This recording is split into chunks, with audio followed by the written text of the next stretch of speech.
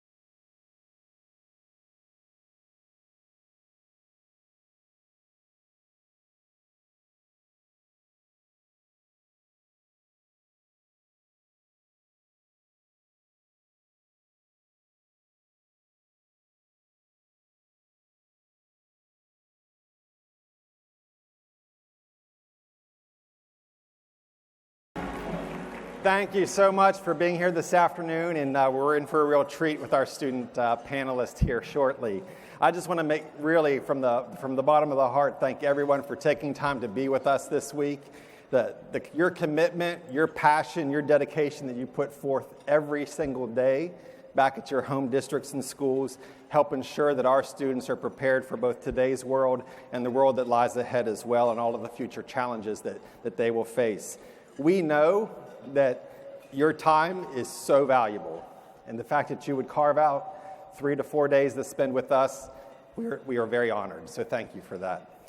I also want to give a shout out to several other people to thank as well. We have an incredible group of people behind the scenes that you don't know, or you know them and you don't even know that they're in these roles. Our program committee, who helps us go through over 800 proposals, of which unfortunately most of them don't make the cut because we simply would have you here for 3 weeks if we had to have every proposal accepted. But our program committee, our awards committee members as well, thank you for the time that you give. I want to give a shout out to the Music City Center staff, the people that are helping prepare our food.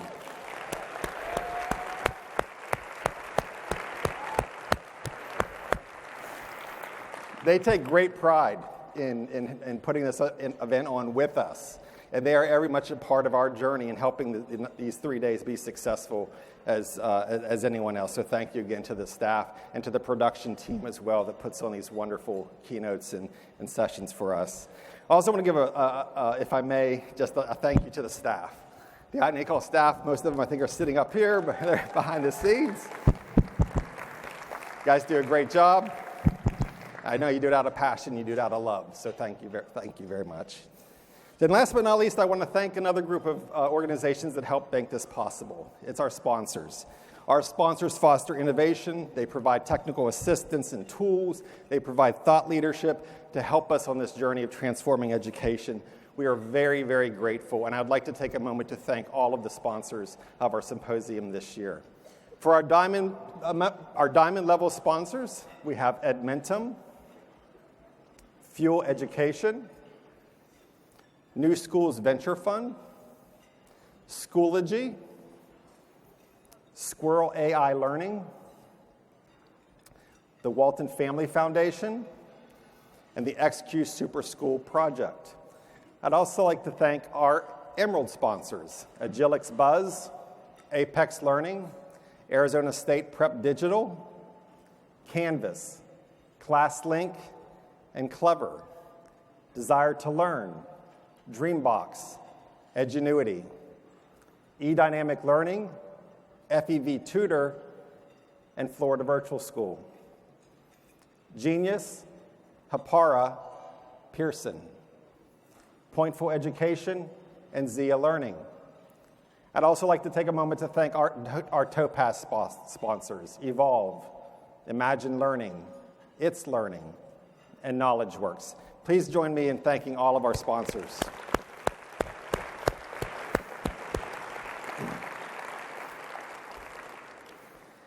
Again this year, we are honored to recognize two individuals whose work to foster personalized learning serves as an example for all of us and provides evidence that this work not only should be done, it can be done, it must be done. Our first award this afternoon is for the 2018 iNACOL Personalized Teacher of the Year. The iNACOL Personalized Teacher of the Year is given to a K-12 educator whose efforts as a personalized learning teacher exemplify to the highest degree their commitment to student success. This year's recipient is Mr. Jason Vest from Hungary Middle School in Hungary Creek Middle School in Henrico County, Virginia.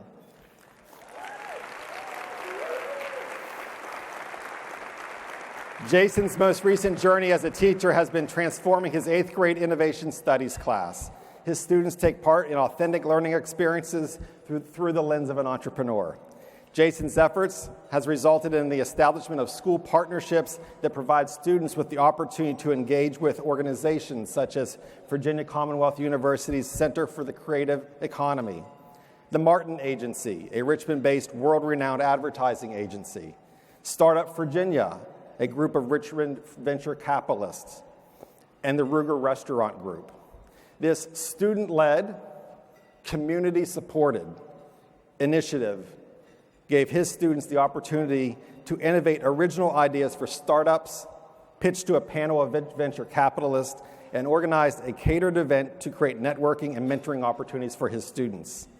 The students who took part in Jason's learning experience recently stated to 72 district principals, I think some of them are sitting right down here too, so you're going to hear this twice, that this is the only way to learn. Nothing else is acceptable. Please welcome me and join me in welcoming Jason Vest from Hungary Creek Middle School, Henrico County Schools.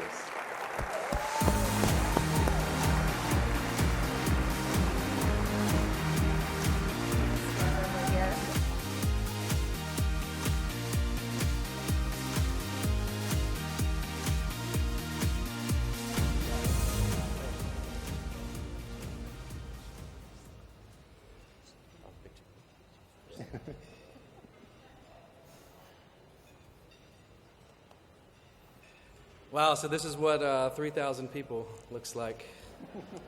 I just want to thank you, iNACOL, for this award, and to Henrico County for nominating and supporting me. And the biggest thank you goes to my wife and kids for letting me have all of the extra hours needed to do this work. Yeah. So with this class, I had no expectations. There were no grades either. I certainly didn't have subject matter expertise, and the class was chaotic most days. And yet, it was the greatest experience I've had as an educator. It's ironic that I'm giving a speech right now because I always tell the kids that we adults talk way too much. So students talked a lot in my class, and they became really good at it. So much so, like Bruce said, that 3 of them were invited to present what we were doing in front of all 72 school principals, all specialists, and district leaders in Henrico. When one of my students, Bella, who's this tall, looked at every adult in the room and said, "This is the only kind of learning for us. Now what are you going to do about it?" After the shock wore off, she and the other students received a standing ovation.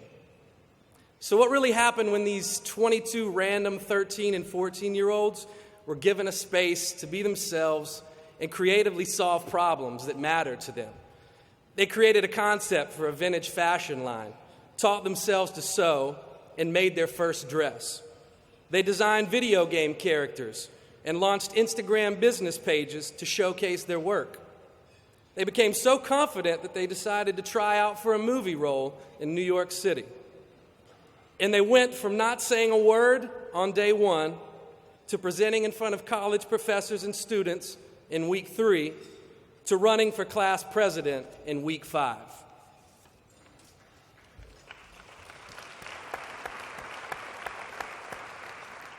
This class was special. We didn't do it my way, we did it their way. I have no doubt that one day they will realize they were part of something much bigger, though, than just our class. They were there at the beginning of the educational renaissance happening in Henrico and RVA. Stay tuned. Thank you.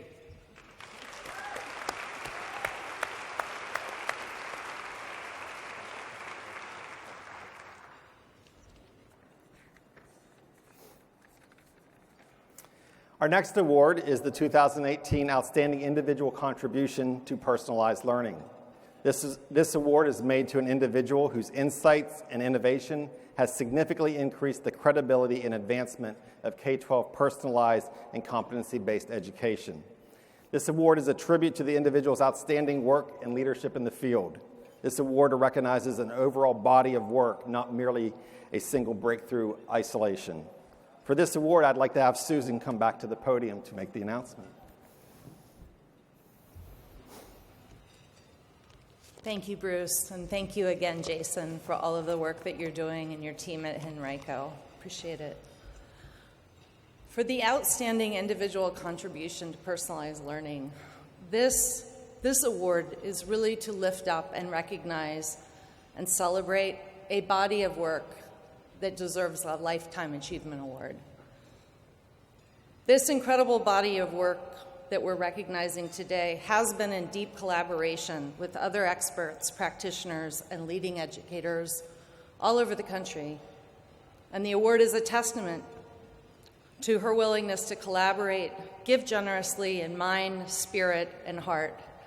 Countless hours of advice, counsel, mentoring, professional collaboration. Chris Sturgis, those of you that know Chris Sturgis, she has authored and co-authored. Woo! I'm just going to give you a quick rundown of the numbers, just real quick. Authored and co-authored, just in the last 9 years, 19 reports. We could do a Spotify playlist of all the titles. They're old favorites, like When Success is the Only Option, Designing Competency-Based Pathways for Next Generation Learning, Redesigning Grading for Competency Ed, The Art and Science of Designing Competencies, to new blockbuster hits just coming out in the last month, an entire book on quality principles for competency-based learning, and a report released this year, Designing for Equity, Leveraging Competency-Based Education to Ensure All Students Succeed. 19 reports, 19 webinars, that's 190 minutes of programming, 110 school visits, 110 school visits, and all of the schools out here that are here, that you've contributed so much to the field of personalized learning and competency-based ed. 841 blog posts. For someone who, when she started, had just started doing the blogs. 841 blog posts on lessons learned, tough issues for the field. I'm personally forever grateful, Chris, for all the work. On behalf of the entire field, it is an honor, and please join me in thanking Chris in presenting this award. Thank you.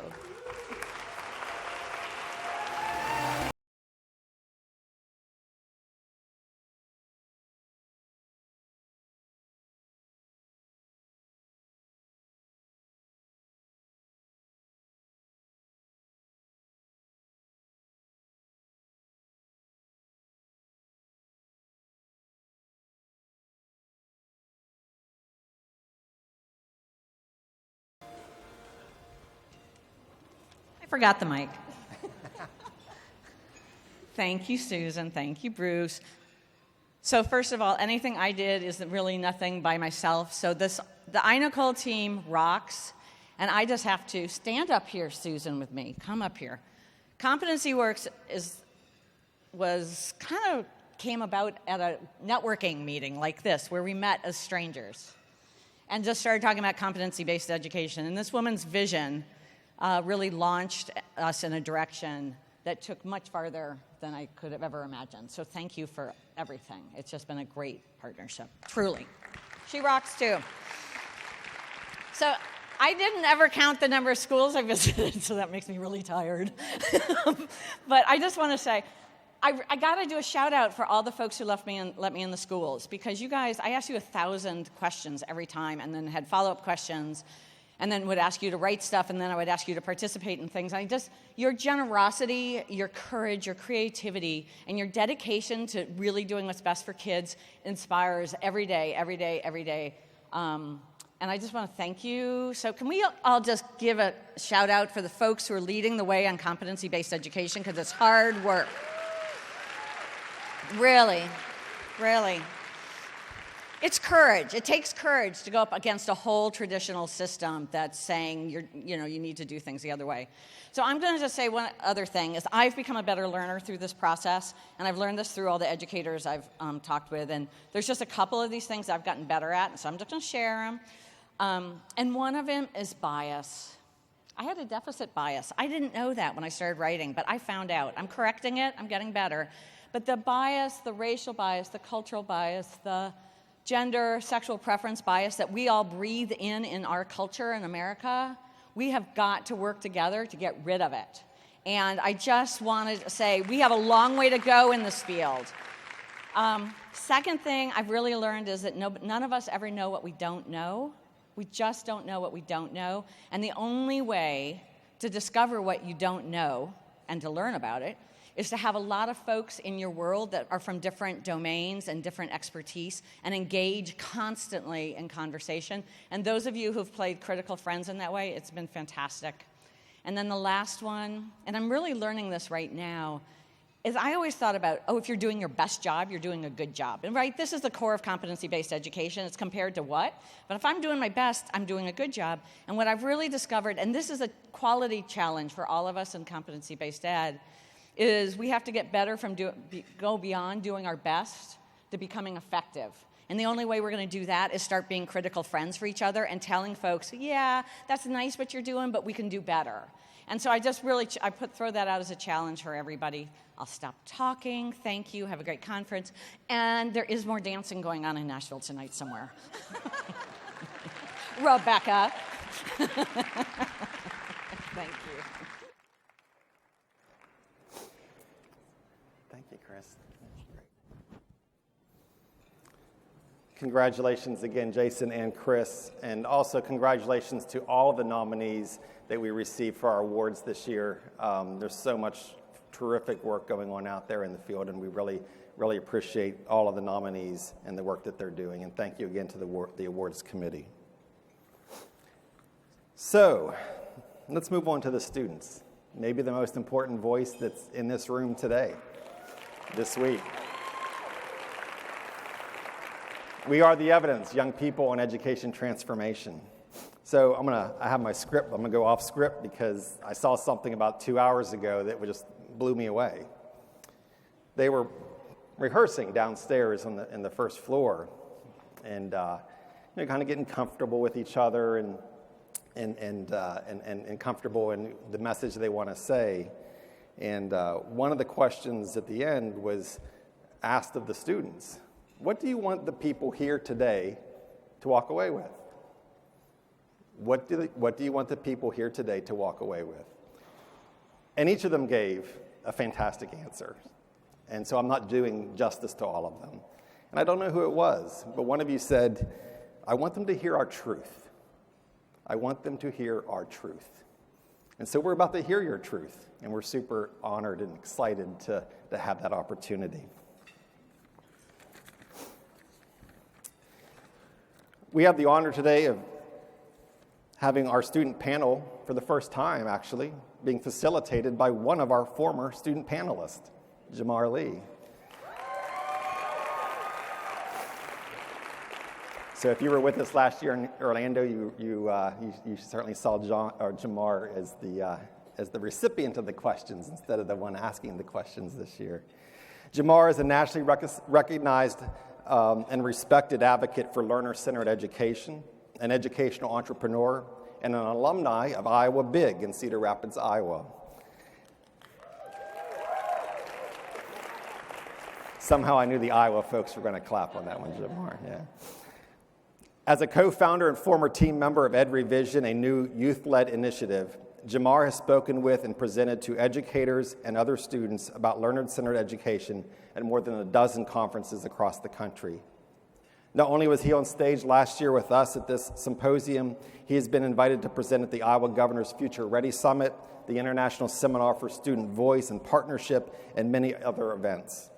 Currently, Jemar is taking a gap year as he serves as a fellow with Education Reimagined, working to help the learner-centered movement grow stronger and become irreversible.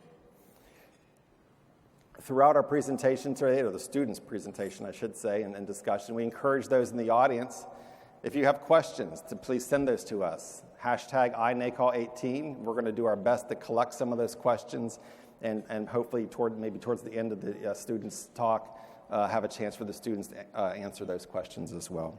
So please join me in welcoming Jemar Lee back to our symposium.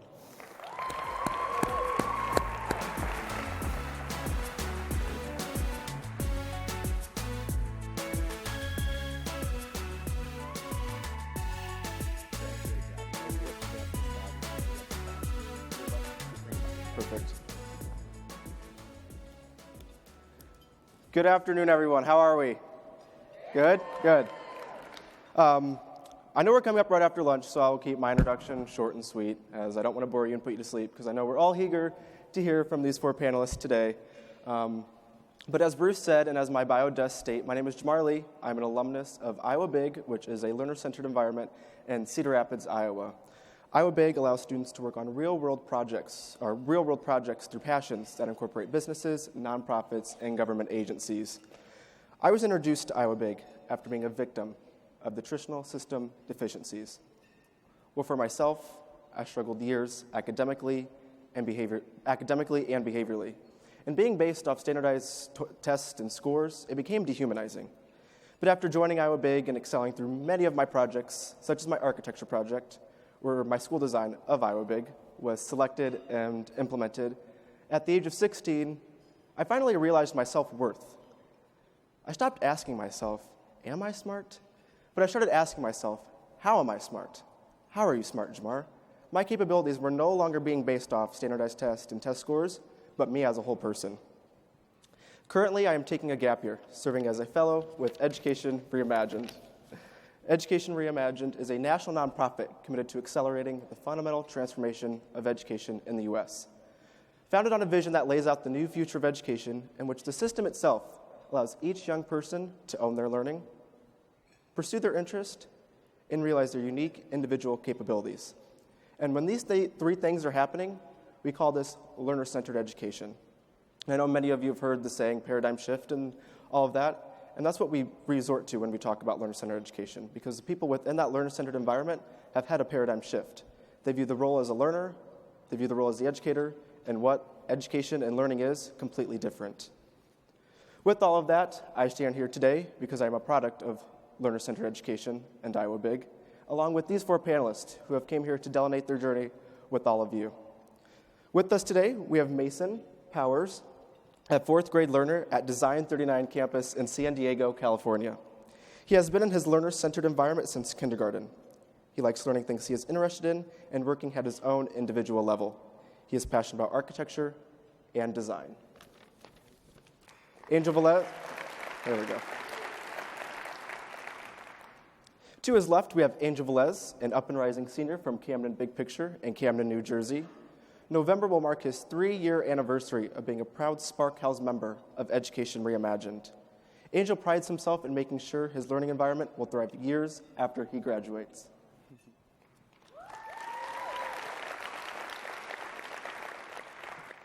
And to his left, we have Caden Thiers. Caden is a rising 7th grader attending Avalon in St. Paul, Minnesota. Caden is very athletic and enjoys to do cross-country, skiing, biking, and track. Besides playing sports, Caden likes to play video games and hang out with his friends and family.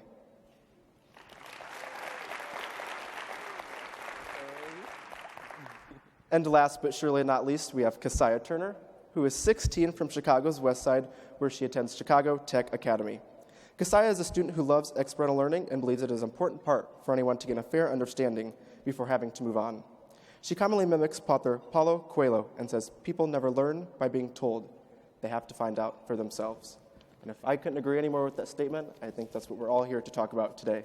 So without further ado, please join me in welcoming our panelists.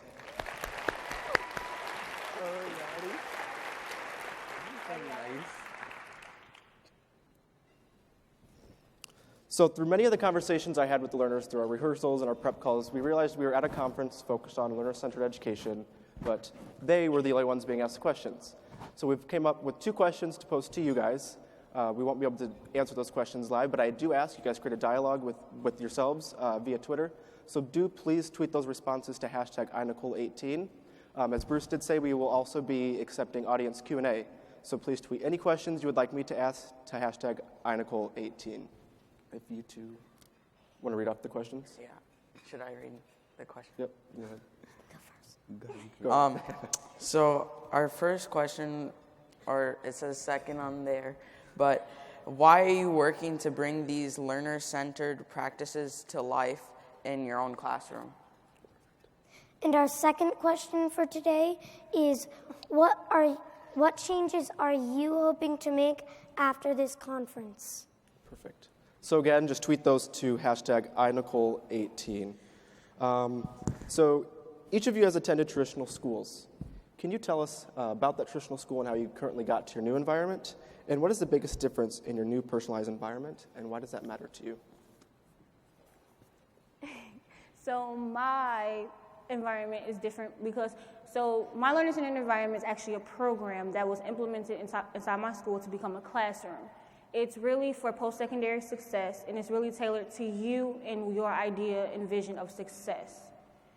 It's really different from my traditional school because you don't get a voice in traditional school because everyone is so stuck on making it the same and making everything how it used to be. No one wants to venture off and try something new, and they always feel like one size fits all. Everyone learns the same, but that's not true. My school is a project-based school, so what we do is we tend not to do tests and quizzes. We tend to do projects where we explain our thinking. So they'll teach us the standards, but for us, we pick a project and we explain our standards and our thinking through it. And I think probably the biggest difference is that we don't have to wait for people. We can go at our own pace. So you can go like slow if you're like that slow person, fast, or like you could just stay with the class. You just go at the pace you need. My learner-centered environment is big picture, and I'm sure a lot of you have already heard in many sessions about big picture. My learner-centered environment is geared towards having students explore their passions and interests through internships, showing what they know through exhibitions instead of standardized testing, and having one-on-ones with their advisors and building relationships, and everything they do in the school with any of their tasks, making sure they are relevant, rigorous, and they're building relationships with everything that they do. So when I was in traditional school for 1 year in TK, which is transitional kindergarten, the year before kindergarten. And all I really remember is worksheets, desks, and homework. Oh my God. But now we can choose what we want to learn about and what we're interested in. We get to work at our own level. So like Caden said, you can be fast or you can be slow, or you can just stick with the class. Good, thank you. So it sounds like the way you guys are learning in these environments is way different than traditional schools. So can you talk how your teachers may be different in your current learning environment compared to your old school? Well, I know my old learning environment, my middle school, it was very traditional. It was just annoying because I've had teachers who all they solely, the whole reasoning behind what they were doing was because they had a degree and they didn't want to believe or listen to what the student had to say because they thought because they had the degree or they were the ones in the class receiving a paycheck that everything they said was valid and anything we said wasn't valid, or they took it as disrespect.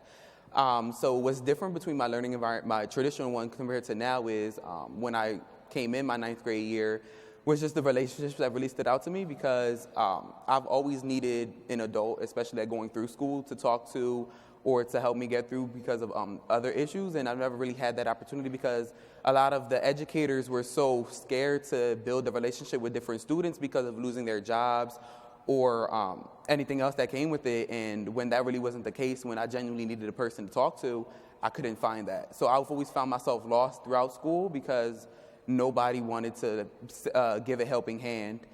So when I came into my traditionals, my learner-centered environment, it just struck me how the different students have relationships with so many different people, boiling down to the security guards, the desk clerk, just being able to have that relationship outside of school, in school, talk to, phone call away whenever you needed something or needed to talk to was just what really came. So speaking on relationships outside of school, you've built relationships with a lot of your community partners, and I've known you for many years, so tell the audience about that.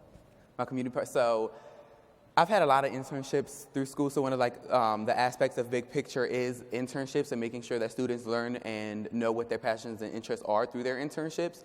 And I've had a couple internships that I didn't really like some of them, and then some I really loved. I know one I really loved was when I was interning with an education consultant in Philadelphia, and we went around to different schools in Philadelphia, and I taught teachers how to be better teachers. I gave them feedback on how to tackle certain situations that the students were having trouble with the work or behavioral problems or just what they have in the classroom.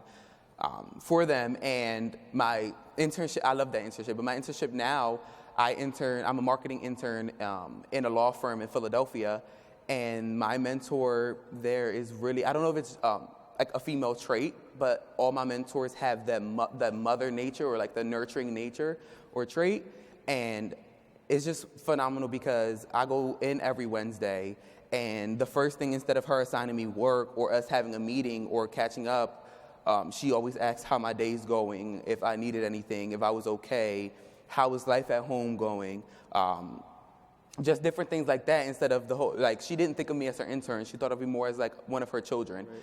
And it was little things she used to do, me trying to get to my other job and taking me or offering to making sure I had dinner that night, just different things, and just the relationships I feel is what has helped me and molded me into the student I am today. To piggyback off of what Angel's saying, it's also the standard between, with traditional schools, the teachers, they do what they feel like they're paid for. They don't believe in going above and beyond to make sure that the student understands that they want them to succeed. But with my learner-centered environment, I feel like they understand me more because they make the effort. You have to put the effort because I can learn as much as you can learn from me, I can learn from you as well. And I feel like that, what a lot of people in traditional school, they don't understand. It's it shouldn't be that big of authority than a student. It shouldn't be that much in the middle to make me feel like there's we can't talk about anything. And I agree because if you really think about it, the relationships you build with the students is the gateway or the bridge to allowing them to trust you and to being able to cater to that child that, quote unquote, is being very bad or is acting up. If they have the relationship with the adult that's trying to talk to them and get to, to tell them that, to behave, that relationship is what allows everything to happen. That relationship is what allows students to listen and the learning to continue instead of them having to sit there and listen to an adult who have no trust, no relationship, and is just telling them stuff that they're not interested in or they won't use in their coming years. Yeah. Mason, Kaden? I kind of want to piggyback on the relationship after piggybacking a few times. But I think that when you're in a traditional school, well, in my traditional school, we had 35 kids in the classroom at a time. So the teacher isn't really trying, they'll build a relationship with you, but I feel like it's less than a relationship with you because there's 35 kids in the room and they need to take care of all 35 kids. So you don't really grow with them. But at my new school, there's only 17 kids in the class at a time, so you feel like you grow a relationship with everybody and you just grow as a person. At my school, we don't call teachers. We actually call them learning experience designers, LEDs for short. They design learning experiences with the kids so that they have fun and the kids have fun and the kids want to go to school. And the LEDs learn with the kids. I'm taking this class called Designing with Lasers, and the LED that's teaching it is learning how to use the laser cutter. At the same time, the students are learning how to use it as well. That's neat. So I want to move on. Can you guys talk about the role of failure in your school, and how has your relationship with failure changed in a result of being in a personalized learning environment? So me personally, I pride myself on my academic success because I feel like that's the only thing that I have. Because it's something that you can sit with anybody and talk about something that you're passionate about. And at school, in traditional schools, when I was excelling and going above and beyond, I was bragging or boasting because I was ready to move on.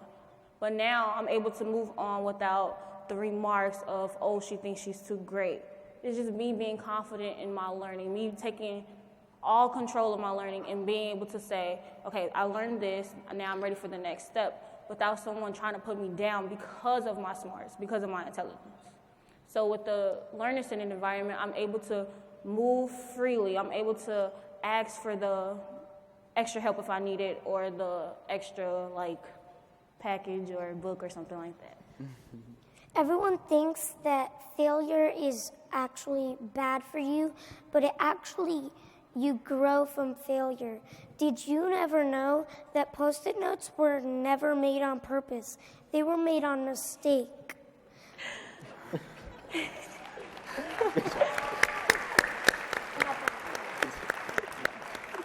For example, when you make a mistake, a synapse fires in your brain and you learn more than you would if you got it correct.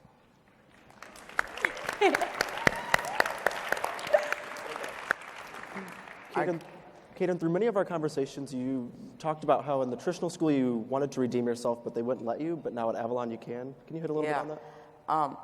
So I personally don't think failure is a bad thing. I think that people should fail sometimes so then they know in the future what, you don't always want to be the greatest. You sometimes can be less than great. So at my old school, we would do standardized tests and quizzes and stuff like that, and they would give us the quiz, and if you got a 5 out of 32, you wouldn't be able to get a second try. They would move on to the next thing without you knowing what you did wrong and you getting a second try. So they would just like move on, and you would be like still confused on the last subject. So like, what makes you think that you could do the next subject if you couldn't get the last subject?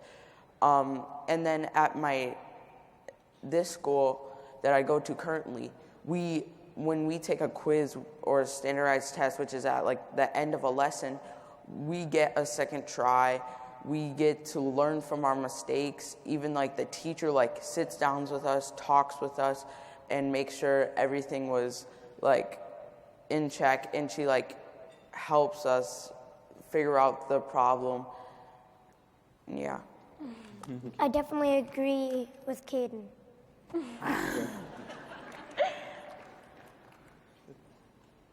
So some of you have experienced some kind of challenge in your life during your time at the traditional school. Can you talk a little bit about that challenge and how your new learner-centered school is helping you overcome that challenge, or has helped you overcome that? Well, through like traditional middle school, traditional elementary school, it was always a struggle, and I always tie in relationships, because like I solely believe with my hand on the Bible that relationships is like the best, like is my only way of getting through like situations. So going through traditional elementary school and middle school, it was always the like I was bullied, or I was always made fun of, or I didn't have somebody to go to whenever I needed help for anything.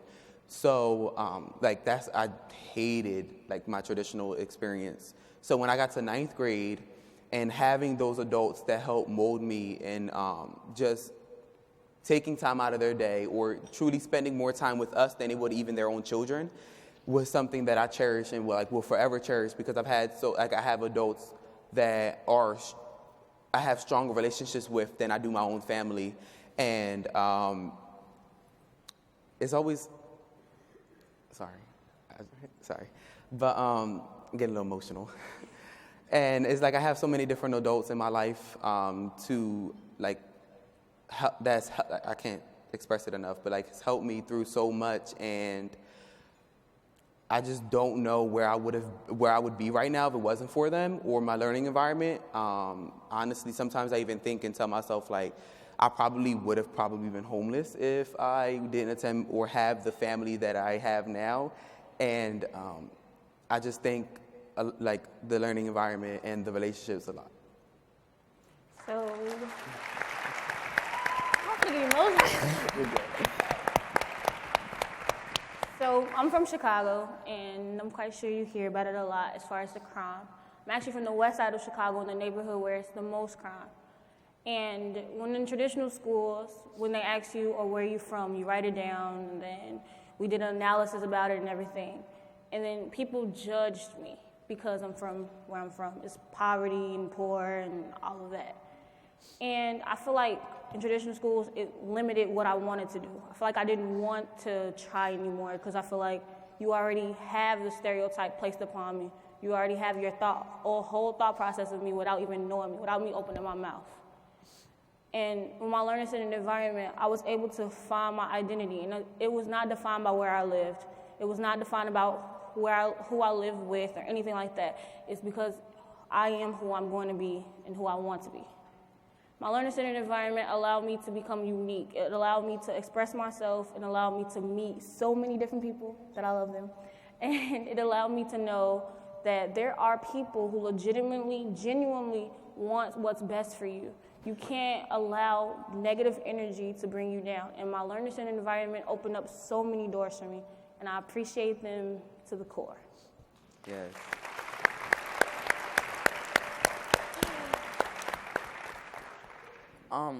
I think that relationships is like one of the main things you need in life, because if you have no relation in your life and you're just by yourself, like what happens if you have a problem and no one's there to support you? You're just like by yourself and you have nothing to do.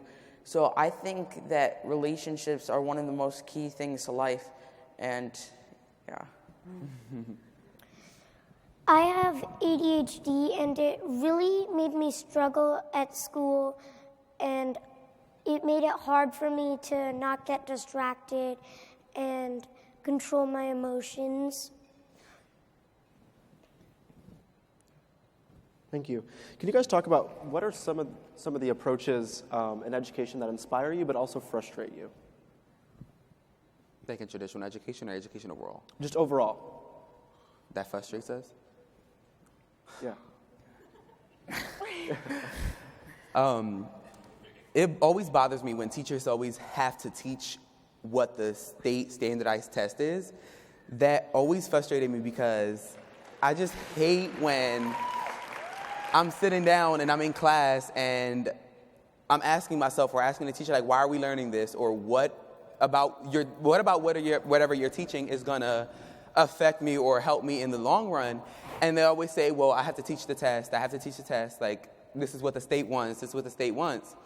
When sometimes in reality, and what I think my learning environment for is not always what the state wants. It's what's beneficial for the student and what they're going to take away from whatever they're learning and how it's going to connect or correspond with the community and what they're going to do when they go to college and things like that. So that's always frustrated me, one, because I'm not a test taker. So that just is annoying whenever they have to teach a test, because I'm not even going to, it's just hard. I hate, like, the basic teacher, the one that's just like, this is what they tell me to tell you, this is the course description, this is what I have to do. Because you have a degree, you have to do it the set way. In my opinion, I feel like everyone, no matter the position you play, mom, father, teacher, educator, like however you put it, I feel like you have to think in the mindset of an engineer, because you are assessing problems every day, but problems have different components. So you can't approach every problem the same. And I feel like every educator has to understand that, because not every kid's gonna learn the same, not every kid is gonna behave the same. So I feel like, with that being said, when you think as an engineer with that thought process, you have to realize that in that moment, what works for this person? In that moment, what won't work for this person? That's why relationships are also important, because you have to realize, you have to know that person to know this is their strong suit and this is their weaknesses. It's like everyone just has to get out of the thought process of traditional. Like, you don't have to be the same. Why would you want to be the same? Thank you. The next question kind of mimics that, but can you tell the audience what you think is important for you to learn effectively well, and how did you know it was effective? And I'm going to kind of poke at you, Mason, and kind of talk about your Maker 39 experience and how you used to feel bored and locked in a room and your creativity was locked out, but then you came to Maker 39 and that was completely different. So at my traditional school, it just felt to me, I thought like my creativity inside of my brain was, I kind of like to joke around like this, it was in like a prison cell or something. My creativity was in a prison, and when I went to my new school, it's like the doors opened and let it out into the city, the city of creativity. So, you want to show them your skateboard? We started this Maker 39 thing last year, and me and a bunch of other students got to create companies and sell products that we made. My company, we did market research and found out what designs people like and colors, and we created a skateboard company now selling skateboards.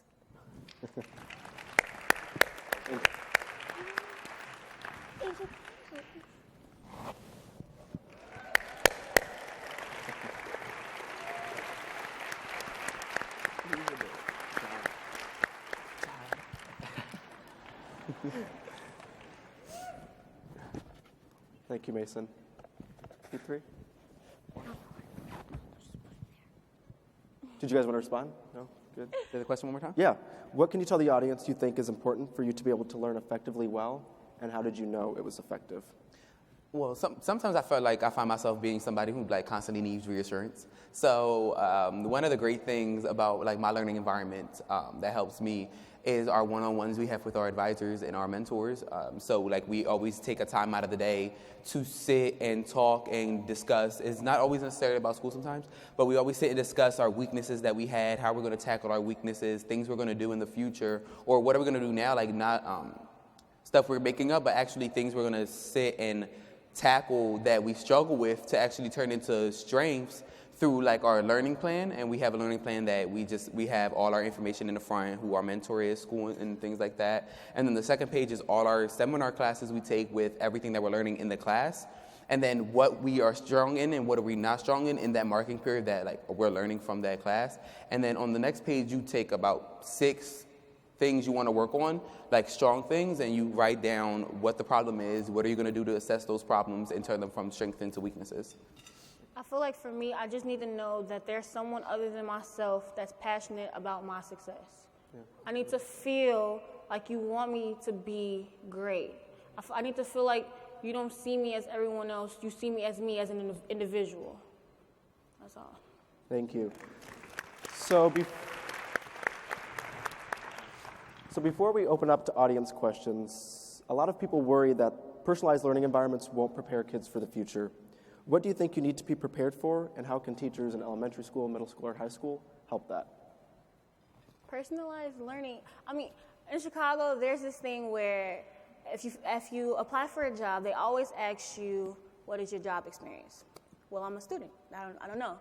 But with learners in environments, as we continue to hopefully make them prosper, we are allowing people to now put things on that experience list, because things like, I don't know, like we learn how to data analysis and stuff like that, but we just have to make sure that they know that it happened. It's like with learner-centered environments, now we're opening the gate to different pathways to different careers that are probably not even created yet. So we have to make sure that the educators are providing us all the information that we need to figure out where we want to go. It's funny you use the job description as an example, and like I always tie back to like our internships, because like our whole internship process, we learn my 9th grade year, and it was funny because a lot of students in our city think that our school is more of like a program instead of an actual school, because it's not tailoring to whatever they're learning. And but in reality, like through our internship process, we learn how to write cover letters, we learn how to write resumes, interview skills, we learn how to dress professional, what's not professional in the workplace. We learn how to do phone scripts, elevator pitches in case we ever run into somebody of our interest. And it's funny when you say applying for a job, because every job I applied for, because of what my learning environment has taught me, I've gotten. I've been there longer than a year, and my internship now, like the internships also add towards it, because my internship has strengthened how I dress professional, the way you act in the workplace, the way my resume is looked at, cover letters, things like that, and yeah. I think that before you send like a kid off, you should know like these things that they've talked about, but I feel like the kid should also know about their personality. They should know what they believe in, like, because you don't want to send a kid off to like an interview for a job and they're going to be like, what's your personality? And you're going to be like, what? And then so you're going to be like, and so they should know what their personality and what they favor and don't favor and what they do and who they care about and stuff like that. And they should recognize that before they are like sent off.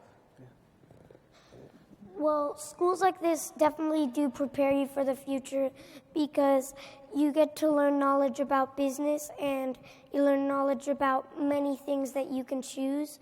Right now, I own 2 companies. One is the skateboard company I just showed you. Another company I can share with you later personally. Good.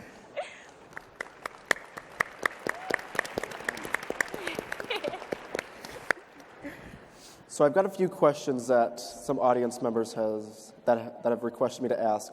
How did you get into your new school? What was that process? So it's funny because I love talking about this, because so at the time of my 8th grade year, like vocational and technical schools were very popular. Kids wanting to go to school for nursing and like a bunch of cliche college majors. So it was funny because I was very bad in middle school, so I knew I was restricted to certain schools I was going to get into because of how I acted and my report card and transcripts and grades. So I tried applying to all these different high schools, and I put my learning environment last. Like I didn't want to plan to go there. So I wasn't accepted into the vocational school. I wasn't accepted into any of the charter schools, and I refused to go into our traditional high school, not because it was traditional, because I didn't know about Learning Center at the time, but because I didn't want to go. It is an inner city high school, so I just didn't want to deal with none of that. And I ended up, my aunt used to be the secretary at the school, and then I learned more about the school. I had a family member that attended the school, and just so many different things. So I applied to the school. I was accepted. And I went to the summer program, and honestly, I always go by this quote that says, when you thought you were being rejected from something good, you were actually being redirected to something better. And I solely believe in that, because when I thought I was being rejected from a school or any school that I thought was going to make me great, I was redirected to all the possibilities, the endless opportunities, and everything that's made me the student I am today. Absolutely. How I got into my school was, it was pretty easy because I was just in traditional school for 1 year, and I was really little at that time. Plus, I kind of got in because my mom helped create that school.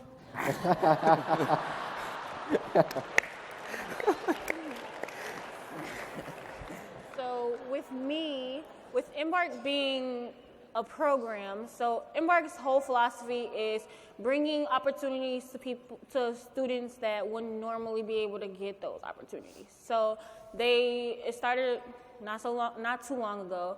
So it came to our school. It became a class. But my freshman year, I didn't know anything about it. But I was really, really close with my English teacher. She told me about how they were doing a jump seat program just to see if you want to fill out for it.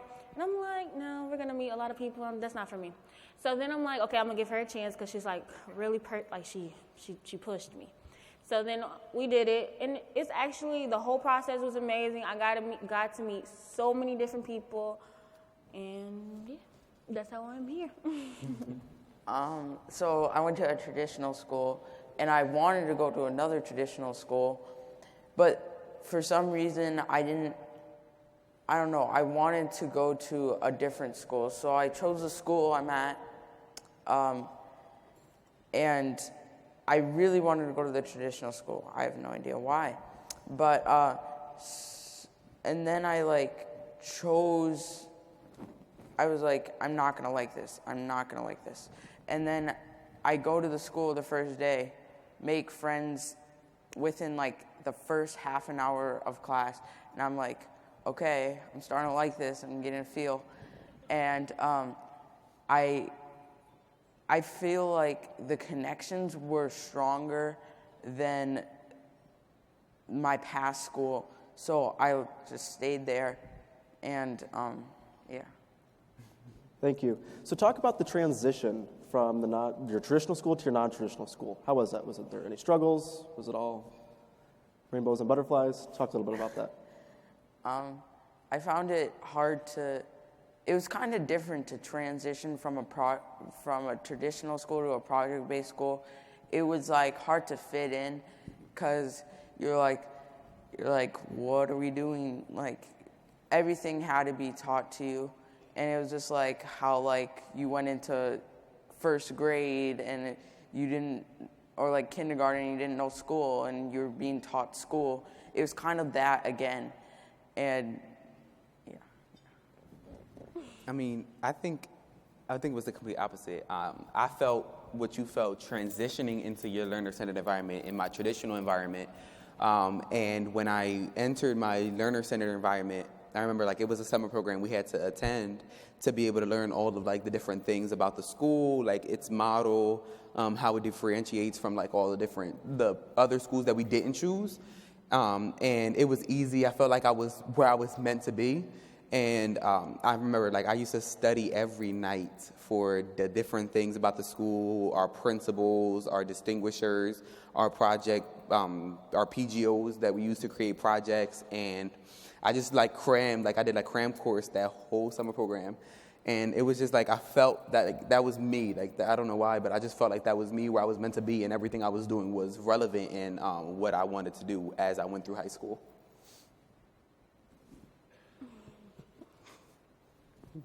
Mason, did you struggle at all? I know that was, said you were young. I don't know, maybe just like saying, it might have struggled like going away from my friends, but I think it was pretty easy once I got in and like I was ready for it. I feel like if I was in the traditional school system, I'll be another stereotype or another statistic. And I feel that way because before this, I didn't have a lot of opportunities. And if they were there, I think I was too afraid to fill out for them and to try my best. I feel like with my learner-centered environment, I became more me, the real version of me, not the one I was pretending to be to fit in and to talk to people and stuff like that.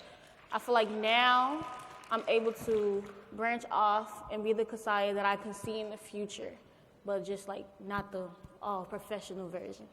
But yeah.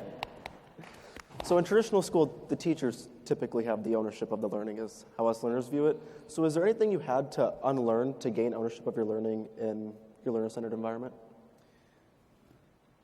I mean, I had to unlearn that you don't do all your work in school. Like all your work isn't done just in a place. Like you do work at home, you do work anywhere you go, anything you do, like it's relevant to something.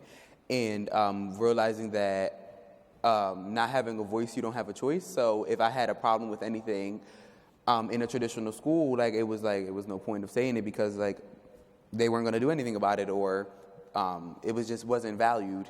So when I came to my learner-centered environment, realizing that I had to unlearn those things and having to start to speak up, and realizing that learning doesn't just happen in the environment or the building, that it happens outside the building, different things you do, not just in your math class, because you don't learn everything from a textbook, you don't learn everything from a computer program, you learn stuff from like real experiences and talking to people and applying what you know to different things you want to like change in the future or in your community. I think for me, I was unlearning how to learn typically. Like how I would teach myself in traditional schools is different than how I'm teaching myself now. Because I'm teaching myself now by networking with people, letting them pick my brain, I pick their brain, and then we move on to something better. Then I was Googling everything and trying to figure it out, making notes like a packet, all of that. But now I feel like I learn better now because I'm more confident in my learning. I'm more confident to ask questions. I'm more confident to accept criticism, because at first I'm like, you're not going to tell me I'm wrong. But now I'm growing as a person. I think for me, it was unlearning that you shouldn't be a follower, you should be a leader, and you should lead people and not follow people, because that's what I kind of felt like in my traditional school, that we had to follow the ways of a traditional school, but now we can lead the ways of like a project-based school, and we can lead our learning, and we don't have to follow it. I don't really know. That's okay. I don't really know like what I would have to unlearn except for like how other traditional schools learn and kind of what Angel and Kasaya said. Perfect. Thank you. I know many of you have questions, and I'm upset myself I couldn't answer all the audience questions, but our time is coming to an end, and it felt like we just started this conversation moments ago, for myself it did at least. Yeah. With that, I encourage you all to attend Education Reimagine's town hall session later today from 4 to 5 p.m. that can answer many of the questions you were most likely asking these panelists. Go ahead. Can we say like last thingies? Like advice, the last advice? Yes, we can do that right after this. Okay, okay. Okay, you're good. So 4 to 5, Education Reimagine's town hall session that can answer many of the questions you're asking the panelists and maybe get some new insight. They want to say some last advice. I do as well. Before we conclude, I want to personally thank you all for coming to a convening and being a part of a movement and work that has changed my life in a myriad of ways, along with these 4 panelists. I ask that you never give up. I know this work is hard, so go as slow as you want. Just never give up, because we shall never allow our problems to defeat us. And I've had the unique position of being a student in this work and an advocate, and then coming on the other side of this and being a fellow with Education Reimagined. And depending on where you're at, you talk to your colleagues, your peers, your family, and friends who maybe don't have the same paradigm as you, and you seem crazy. But look around this room today. There's shy of 3,000, maybe less or more people sitting next to you and around you that believe in the same things you do. So you are not crazy, and you are not alone. So I will turn it over to these guys. You just said it. And You can start. say the last words of Sorry, wisdom. we could go down the line. You just said it. Oh, do you guys have any last words? I do want to say something. So to all like any educators or any body out there, like adult-wise, I always wanted to tell, or I'm gonna tell you now, that it's okay to take risk and it's okay to not be okay or be skeptical about something, because in the long run, it's a reason why you want to take that edge on and do whatever you feel like you might be breaking up a couple rules for. And it'll be okay, and everything that you do is for a purpose, and nothing you do or anything that you're in at the moment isn't for a reason. And also, if you're passionate about teaching, don't be passionate about teaching how they taught you at school. Teach how your personality is. Teach how you feel as if you're strong suit, and teach not just now, but to teach to make an impact for a long period of time. Don't just think about the now, think about that student's end goal. Mm-hmm. Don't live in the past, live in the present.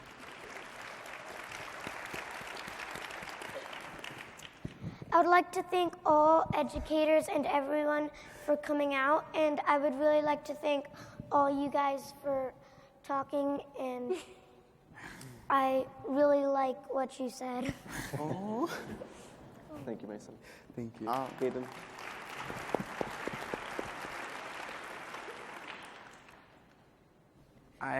Speechless. Okay. All right. So I promised a panelist at the end, since we are millennials, we like selfies. So we are going to get a selfie with the crowd. I don't know if they can turn up the lights just a tad bit, and then we will turn it over to Bruce to do the closing. Don't step too far. Go ahead. You got it? You know how to do it.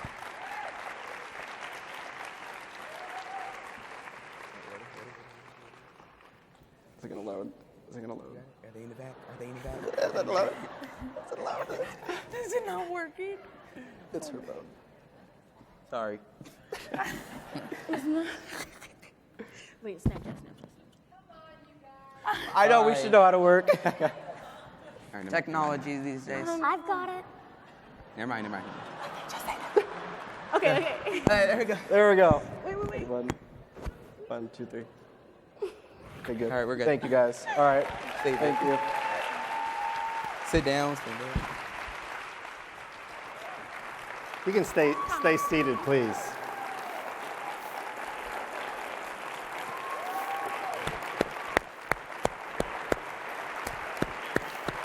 See? That's awesome. Thank